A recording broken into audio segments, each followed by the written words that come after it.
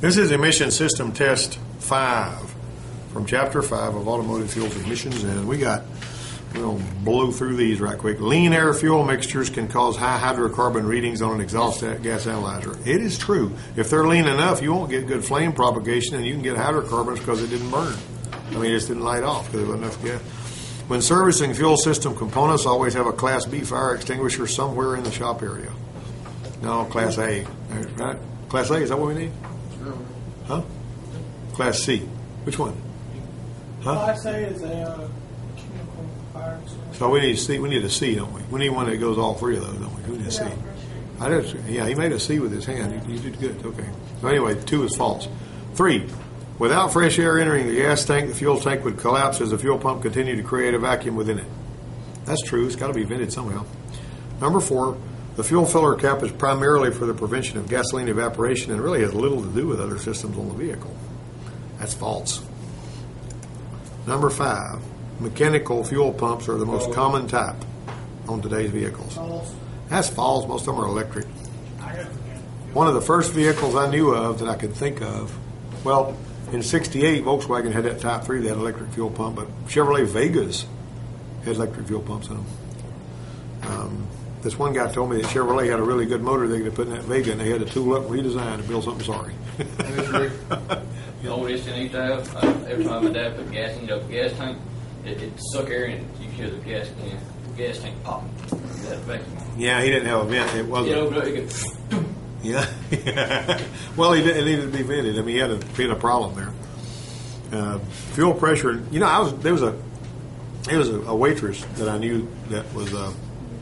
I mean, she wasn't my girlfriend, and I never dated her, but she actually had this '72 Toyota, and she said that she was wanting to figure out why sometimes it was stalled at a stoplight. And everybody back in those days, it right at that gas shortage, the first gas shortage when gas, gas really jumped up from 40 cents to $1 a gallon. Everybody thought we was going to die, But anyway, this stuff, people put locking gas caps on our cars so nobody's stealing their gas. And so they just get a gas cap that will fit and put it on there. And so she says, I had an idea. I said, I think I might know what's wrong with your car. So I went out and she gave me her keys, and I opened it up, and, a lot of air came out there. I said, yeah, she's got... what it's doing is building up pressure in the tank, pushing it past the needle seat, and it's stalling it every 3 or 4 days to do this. And so I put another gas cap on, went down to the parts house, $6, bought one, put it on there. And I said, okay, I tell you what, if your car's fixed, pay me $6 for the gas cap. If it's not fixed, you don't owe me anything. And it fixed her car, and from then on, I was the authority on everything. She asked me everything. I mean, whatever she wanted to know, she'd come to me. I was the go-to guy just because I fixed her doggone Toyota, I mean, I didn't always have good answers, but I was, Running a fuel pump dry without it submerging fuel can damage it because the pump relies on fuel for lubrication and cooling. When they first started making electric fuel pumps really prevalent on these fuel-injected cars, the high-pressure ones, there wasn't enough lubrication in that gasoline to lubricate those pumps. And they would wear out. And you'd hear a pump that was really noisy, but it wouldn't be putting up any pressure. Okay? So that kind of went away in the 80s. They started lubricating it. Okay, number 9. Number 6. Excuse me, did I jump over number 6? I apologize. Fuel pressure and fuel volume specifications are readily available information used to help in the diagnosis and repair a fuel system. That's what? Fuel pressure and volume specifications? You don't usually have volume specifications anymore. Fuel pressure, yes. Fuel volume, no. That'd be a false. Yeah, so that's false on that one. Now, years ago, they used to have fuel volume on some vehicles, like on these Ford Escorts. That when they had a carburetor on them and a little fuel pump on the side of the block, they would say, take the fuel line loose from the fuel tank and from the carburetor and put it into a container and spin it over for 30 seconds, and you ought to see a certain amount of fuel spinning the engine for 30 seconds. And that was kind of silly. And one time I was doing that, and I was, I don't even know how it happened. I disabled the ignition system, and that stuff caught fire. I mean, that gas did, poof, singed my eyebrows and stuff. But I had to put it out in the fire extinguisher. Anyway, number 7, number 8, the fuel filter is serviced by replacement only.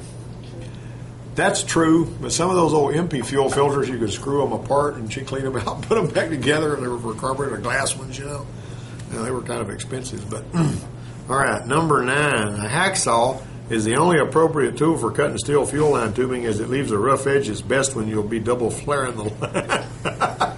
Not hardly. Let me ask you this. Here's this is, these fuel filters, these Ford fuel filters and all, some of them will have these long stems on them, right? Yeah. All right, they make some that's got a short stem for some of the, trucks that had they'll have a little short stem that looks just like the long stem. All right, so I've actually seen people that took the long stem fuel filter off and they got one from the parts house. They didn't know which one to use, and they just snapped that fuel line on there. And that fuel line, they're talking about the one you have to have a special tool to take off. It snapped all the way up there where it was against the filter. Really? Yeah, and now you got to change the fuel filter. How you gonna get it off? Yeah, exactly. How you gonna get it off? Bypass it. You don't have to. That's a jerry rig. No, this is what you do. You take your dadgum hacksaw and you cut that sucker off. It'll take it a second. And then you can get your tool in there. Don't use a hacksaw. This is a problem-solving thing. This is not something you will learn at some of the other schools that I know about. They're not going to teach you how to solve a problem like that. But that's how you solve the problem. You just whack that sucker off, and then you're looking at this. See, that's whacked off, and then you can get your tool in there, you can pull that piece out, and you're good. Got it? Okay.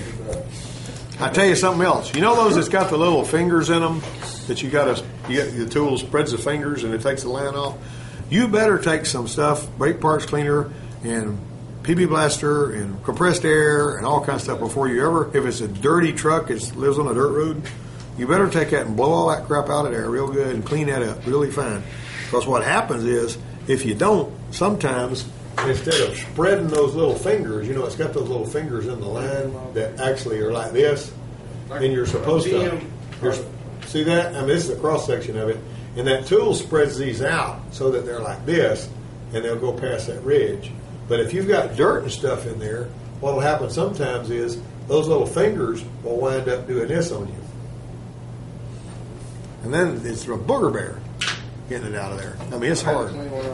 Well, yeah, you clean them out, you wash all that stuff out, and you clean it up really good. But now they sell the replacement, the little stainless steel replacement spiders at the parts store. You can buy them over there. So that's really a lifesaver. There was a time when you couldn't hardly get them. Number 11. What tool is typically used to help in gas tank removal? Chisel, wire cutters, transmission jack. That's going to be a B in it. You're not going to use a scan tool, are you? Yeah. How do you take the gas tank out of the vehicle? Yep. Number 12. A leaking or missing fuel tank cap can allow up to how many gallons of gasoline a year to evaporate into the atmosphere? 10. Huh? 100 gallons? 30 gallons. 30 gallons. 30 gallons a year. And today, what's 30 gallons? Yeah, it's like $90, isn't it? $3.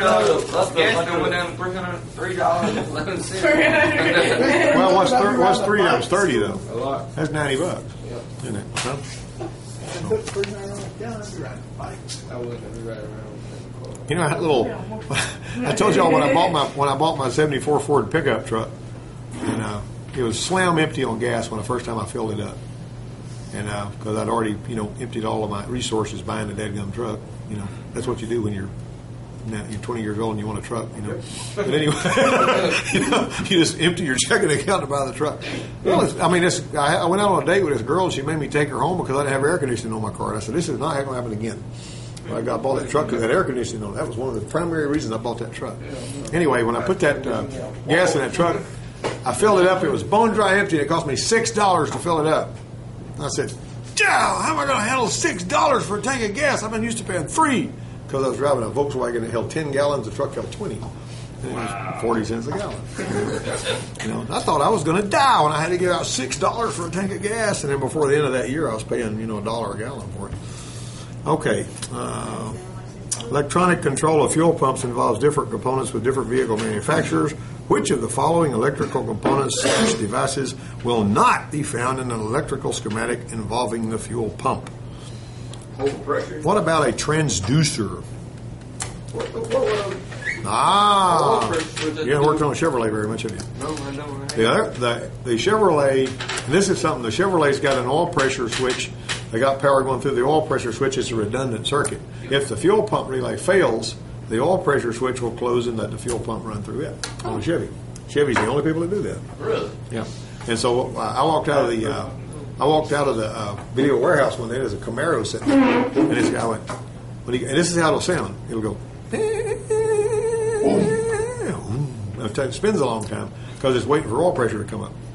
When oil pressure comes up, you got fuel problem. I do that If it's a hard starter, if it's a hard starting, what you gonna do if it's hard start? Like it will start, but it spins a while. Like 30 seconds or 20 seconds, something like that. You turn on the key, you see if you hear the pump. If you don't hear the pump, you say your fuel pump relay is likely to be bad. It's slow. But see, they actually did that as a backup. So if the fuel pump relay dies, you can still drive the car. That's pretty cool. And GM's pretty good about doing stuff like. I mean, I'm gonna be honest, they've come up with some. I've never seen that before. Yeah, but Cheryl Motors have done it. If you look at the schematics, start looking up schematics on like your 80s and whatever Camaros and early in 90s and all. Every one of them, they did that for years. Michael knows about it, I'm sure. There's not much that he don't know. All right. All of the following are used for fuel lines except for D. What? D. Vacuum Dog. lines? No, not vacuum line. They're in. And by the way, you need to fix your fuel lines the right way. I mean, don't patch a fuel line with something that may not hold the pressure because that can ruin your whole day if your car burns down. Flexible nylon. Huh? Flexible nylon works. They use that for fuel lines. Nylon's pretty tough stuff. Now, if heat gets to it, it'll melt. But vacuum lines are what they don't use. During the process of refueling, the vehicle's fuel tank hydrocarbons can escape into the atmosphere. Regulations require that these vapors be trapped within the vehicle. And what is that? What's that control system called? The vacuum tank. Come on. It's called Vapor regeneration and recovery. Onboard Refueling Vapor Recovery. ORVR. Remember that. You got that? ORVR. ORVR. Got that? You're going to see that. All right.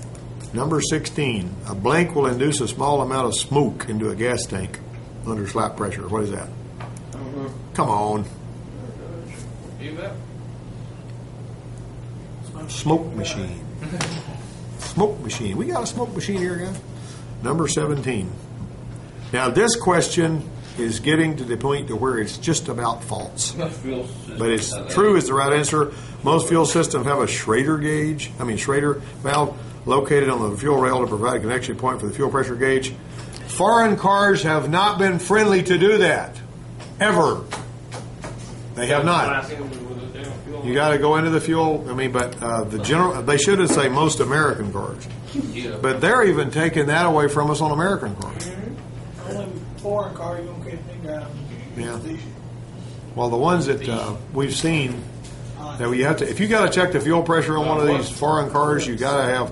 I've got a $400 kit out here with a bunch of adapters for checking fuel pressure on cars. It costs that much to buy a kit to check the fuel pressure on any and every car. It's that hard to do. Now, you ever had to check the fuel pressure on a doggone throttle body injected Chevy? Yeah, it's a pain. Yes, but it is unless you got the special tool that I built. What's the pressure supposed to be on one of them? 12 pound. 12. It ain't much. You use regular old, vacuum pressure gauge to check it. If you can tie it in there. You know what I did? I took a fuel filter and I put a hole in the side of it and I put a fitting in there. I can put a hose on. Take the fuel filter out, put it in there, plug it in. You got pressure. Ta-da! The fuel lines come into the back of the throttle. And they're stiff. Yeah. And they're hard. You've had to deal with that, haven't you? Yeah. Did you feel like you got body slammed 2 or 3 times? No, for real, it's pretty easy. We had a Chevrolet truck in here one day that was hard to start. And so what we did was we hooked the gauge up like I was talking about. And the fuel pump was acting crazy. It would, get pressure and it wouldn't have pressure and get pressure. And we wound up putting a fuel pump in it. I took a video of it and all that stuff. But we parked that thing out there. You could see the fuel pressure doing crazy things. You know what I'm saying? It wouldn't have pressure. And then the next time you turn it on, it would get pressure. But voltage was always there. Just pump run sometimes it wouldn't. It's raining. And the pump was not reliable. So we put the pump in it. And the next day, it was a 94 model Chevrolet pickup. Pulled it out right here. And when it started up, what's up with this? We just put a pump in it yesterday. Didn't have no spark. Pickup coil went bad. it was doing just fine, and here always had spark, but the fuel was, and then all of a sudden he lost spark. Yeah, they bad, didn't they? Well, not too terrible. We put one in. The customer's usually pretty, understanding. But the fact is, it makes it look like you didn't know what you were doing.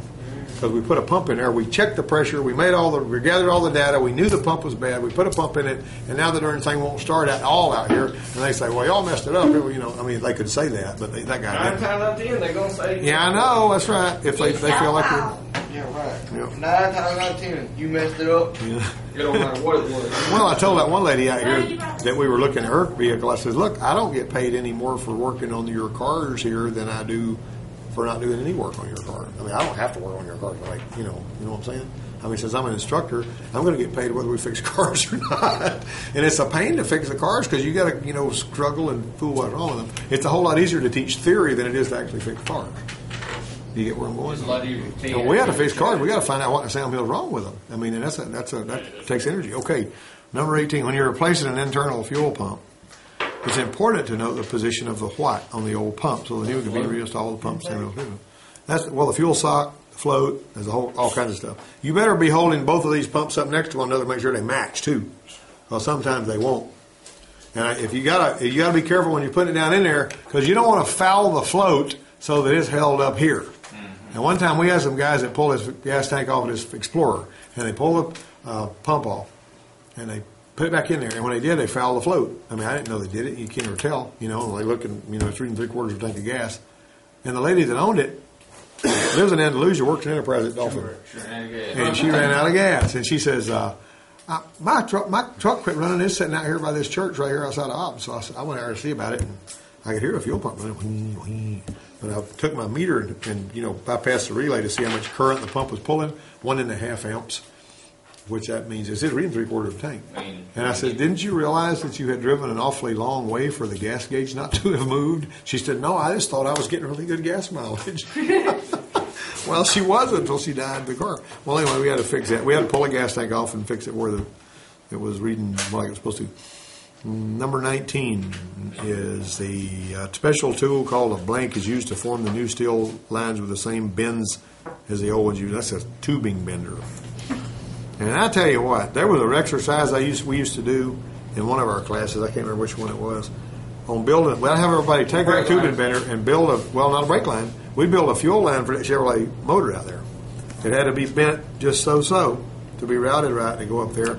And boy, those guys would cry and walk away and gripe and grumble and moan because it was steel tubing was very hard to do that with. I remember me and George having to do it to the Ranger, being a brake line. Yeah, you did. I mean, but y'all worked hard too. George is working at Chevrolet place now. He did. Yeah. Yeah.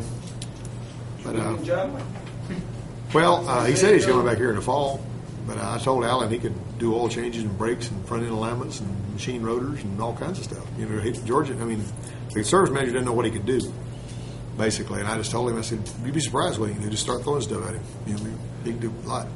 He don't talk much, But he told me, he says, thanks so much for talking good to me about Mr. Allen. You are the pump. I think he meant to say you're the bomb, but he got the word pump and bomb confused because he speaks primarily Spanish. But yeah, I thought that was so funny when he said you're the pump. Okay, number 20. The main function of the blank is to provide means of storing the fuel used by the engine. That's the fuel tank, duh.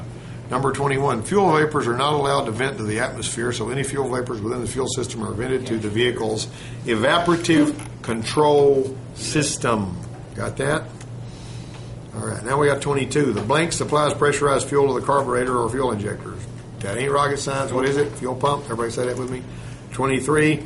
If the fuel supply line is restricted and fuel pump pressure becomes too high, a blank will open in the fuel pump and protect fuel system. Yeah, I'll tell you something else, that check valve, or that's a pressure relief valve, but there's a check valve too. And that check valve's got a spring and a ball, and when the pressure is pushing against that spring and a ball, it's going to push fuel up there. When you shut it off, it's supposed to hold good, strong fuel pressure in the rail. So it doesn't vapor lock. I mean, if it drops off, it's a hard start, hard hot. You put that gauge on there, and you fire up your pump, let it pressure up, switch it off. It's supposed to hold that pressure. If it don't hold the pressure, you got a hard starting problem. Hey, what would cause an engine when you shut it off to stay running just a few seconds? That is typical. What year is it? How new is it? Diesel. My race car. Oh, your race car. I know what it is. You've got a electric fan on the radiator that's wired up to the ignition. Come on with it. I just spin this stuff. What does that do? Well, what happens is whenever you switch it off, that electric fan is still spinning and it's creating current that's feedback into your ignition. That makes sense. That really makes sense. If you put a big diode in there, it won't do that. That makes a lot Yeah, of but as sense. long as that fan is ginning up, is winding down, it's going to keep putting up juice. It don't take long for it. No, to do it. we're talking like probably 10 seconds at a time, maybe maybe, 5. He had a Jeep just like yours. He had two of them. It'd run. He could drive from here, the other side of the building, and it'd just die. Yeah. He'd turn the key off, take it out, and it'd drive. Yeah, if that fan's still ginning up power, you can spin that fan and it's going to create voltage. You see, so that's what's happening. I one time you drive down the road, take the key out of it, and still drive. Yeah, yep. Well, that's the way that. Well, you know what was interesting? Who was involved with that? Matt and me and Sean went up there yesterday to see about that '96 Pontiac Grand Am that was dead in the water. Okay, good strong battery, huh? Where's that? It was up in front of the college. We just had to go up there. And where were you? I was at work. Oh, that's right. I forgot you missed out on all that. Yep. Yeah, you missed out on a lot when you're leaving too. Well, I Anyway, ain't like you. I don't get money. huh? I ain't like you. I don't get cash flow. Just like writing a book or something. Well, I guess you brought some good clothes. You got a job. All right, now this right here. Of course, I'm at work right now. See, but I'm also not going to school somewhere else. What I would say, we go up there. What did we do, Sean? What did we find out? You remember? We checked wiring and we found out that for some reason the electrical power was not being routed through the fuel pump and fuel injectors fused. All right, you guys know that on these GM cars, like the one I'm talking about, the pink wire that you see feeds the injectors and powers stuff up under that, right? Okay, so that pink wire, we turn on the key, that pink wire is just dark as it could be, and no power at all. All right, there's fuses over there in the corner of the engine compartment. They were all good. However, the one that said ECM/ignition, the 20 amp one, it was dark, even with a key on. And so what we did there was we stuck a wire down in there next to it. We didn't actually spread any terminals, but there was a place where we could put it where the wire could get, power could get to it. Twisted the wire up, stick it down in there, and pulled it over here and just hooked it to the positive battery terminal so that would, when you did that, it would go wing, everything would click and come on, you could tell. And so you could just crank it up. And you could also switch it off because there were different circuits doing different things. And so that got the car running so you could drive it home. And I said, but don't be lulled into complacency because now you can crank the car and switch it off normally.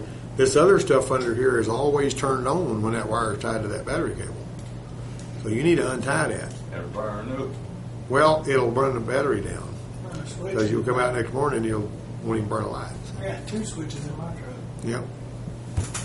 Yep. I've had a switch. I've had a truck with 2 switches in it. I had some switches I stuck on the dash. You had little things on them. One of them would say retro rockets, another would say laser cannon. All right, now then. Number 24. A fuel line fitting to a fuel filter in which 2 metal gaskets are compressed between the ends of the connection is called a what? Please. Let me draw a picture of that. Let me draw a picture of it. Watch this. See this? Let me see. Can we see in the video? Yeah. Let's see that. Watch this. Right there. All right, we got your fuel line coming in here. Okay, you got a gasket here. You got a gasket here. You also got passing through here a bolt. Banjo bolt. Yeah, a banjo bolt, and it's threaded coming out the other side. It is not very strong. Inside here on this bolt, I'm going to draw it way up here. There's a hole. That hole actually is down in here, and this bolt is hollow. So the fuel can actually flow through that hole and out that hollow, but it's pinching those washers and it makes a really good fitting. It goes in there at a 90. What else do we use that on? Brakes. Brakes. And all that. And Brandon thought he had to really, really tighten one of those. Got to give him credit. Oh, Jeremy. No, Brandon broke it off. He popped one off because I had already tightened it as tight as it needed to be, and he felt like it needed to be a little tighter because he was trying to make sure he didn't have a comeback, so he just broke it right on off. And it took like 3 or 4 days to get one of them doggone things.